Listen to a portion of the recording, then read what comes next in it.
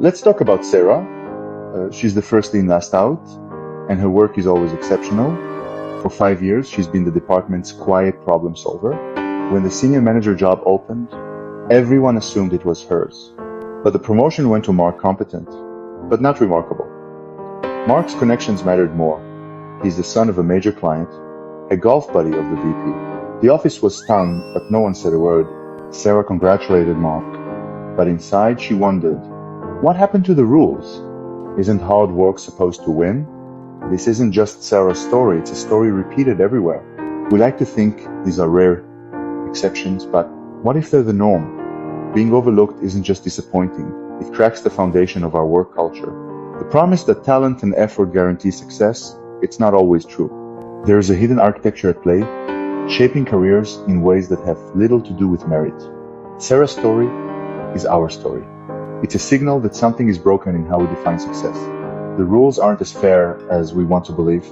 The game isn't played on a level field, and it's time we started asking why.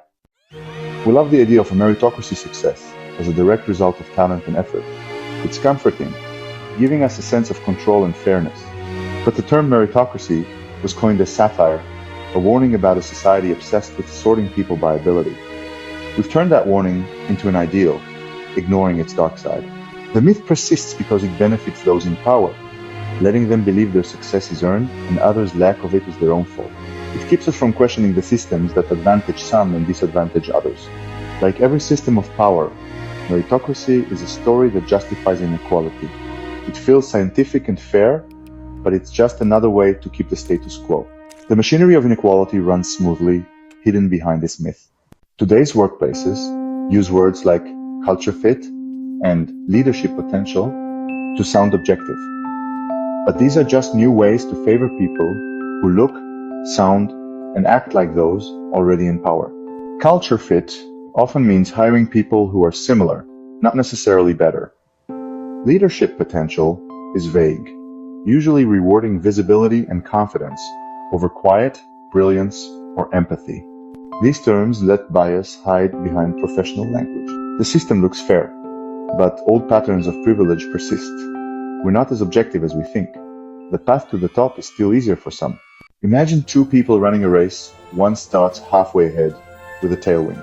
That's how invisible advantages work. Social capital, background, and bias shape careers more than we admit. Growing up with professional parents means learning the rules early and having access to powerful networks.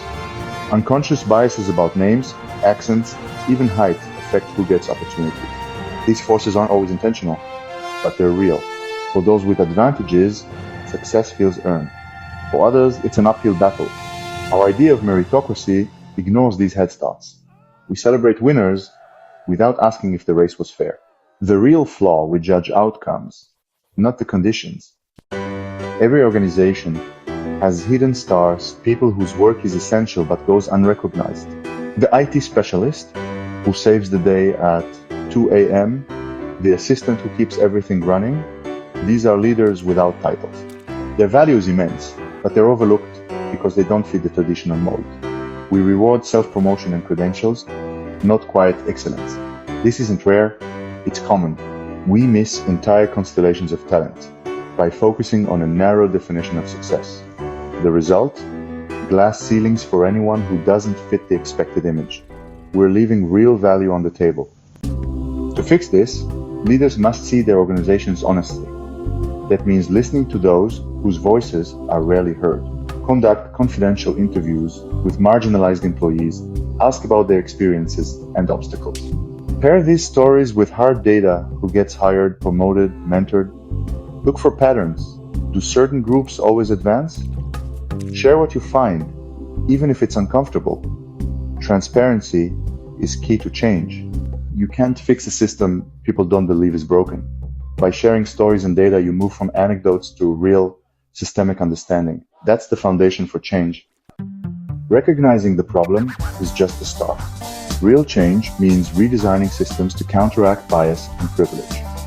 Broaden your definition of merit, celebrate different kinds of contributions. Formalize mentorship, anonymize resumes, use structured interviews, and assemble diverse promotion panels. These practical steps interrupt bias and level the playing field. review progress regularly, and share results. Fairness isn't a one-time project, it's ongoing. The myth of meritocracy can be dismantled, step by step, until everyone truly has a chance to rise. If you like this video, subscribe and share. That will help get the message out that our system is broken and requires change. HX is how we take the next step. Also, check out our podcast on Spotify and articles on LinkedIn. Thanks for watching. See you next time.